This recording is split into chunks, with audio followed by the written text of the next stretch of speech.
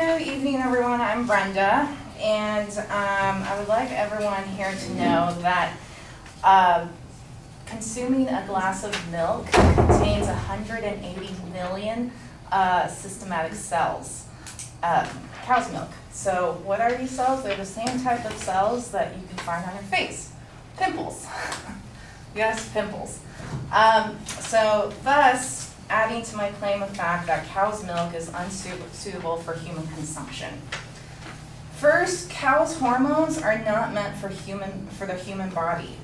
Lactating cows produce a natural hormone called insulin-like growth factor 1. What this hormone does for humans, it contributes and multiplies cancer cells. So it increases the risks of cancer in humans, such as breast cancer and prostate cancer in men. The saturated fats in cow's milk are not only increase mucus, but thickens it as well. It has been clinically studied that people who consume milk while going through the common cold do not recover from it as fast as they would not consuming milk.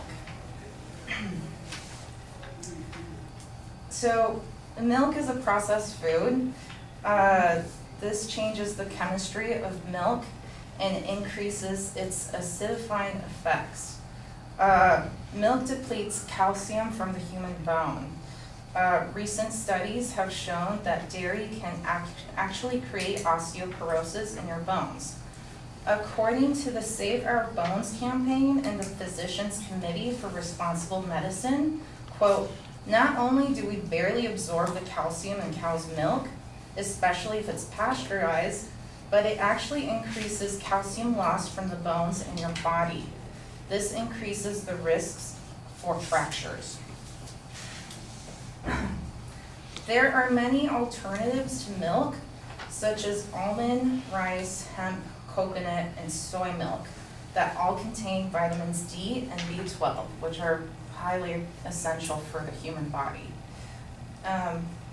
Superfoods that are high in calcium are spinach, kale, okra, collards, soybeans, white beans, and orange juice. And foods that provide vitamin D include fatty fish like tuna, mackerel, salmon, again, orange juice, soy milk, and egg yolks. So, concluding that cow's milk is harmful for the human body, I would like everyone to take a look at your diets and increase the intake of these wonder foods as the ones that I mentioned before. Thank you.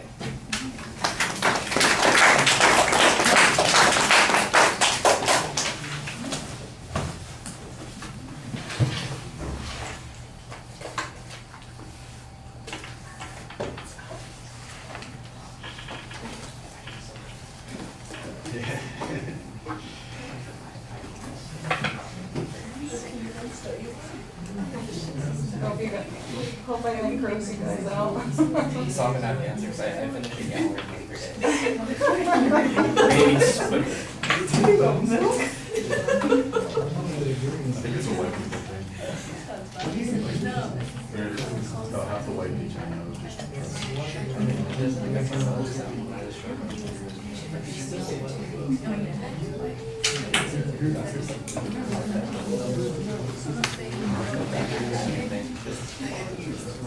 All right, Brenda, the strongest part of the speech is the proposition. You clearly identify what your argument is going to be, and I like that. It's right at the beginning of the speech. We know where you're going.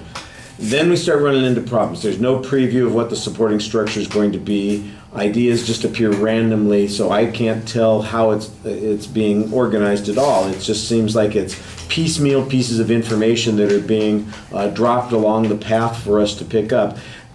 There's probably a way to organize this, and maybe you've even got it organized in your outline. I can't remember, which, by the way, you're going to get back to me, right? Right. I know.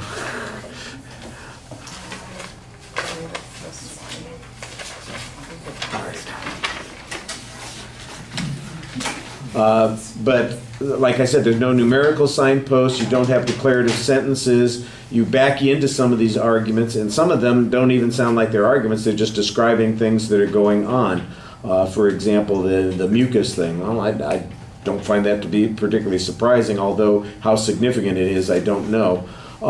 There is no you make this argument that says it increases the risk of cancer. I didn't hear a single piece of evidence on that. You make an argument that says there's something wrong with processed food, and you do say that milk depletes calcium and creates osteoporosis. You do have a quote on that.